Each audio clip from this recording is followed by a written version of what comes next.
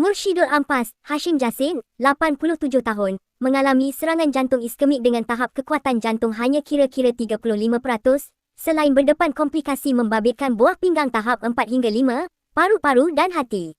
Anak perempuannya, Husna Hashim berkata, bapanya kini dirawat dan ditahan di unit rawatan rapi Hospital Pulau Pinang, selepas dipindahkan dari Hospital Tuanku Fauziah, Perlis.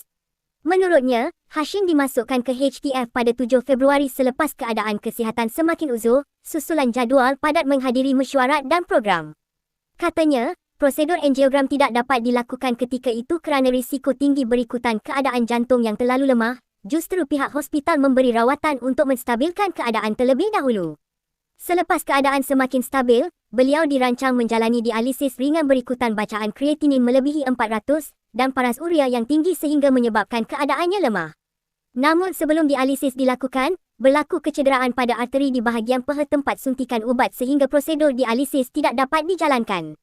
Untuk pemasangan stent, Abah dipindahkan dari HTF ke HPP untuk prosedur berkenaan, katanya.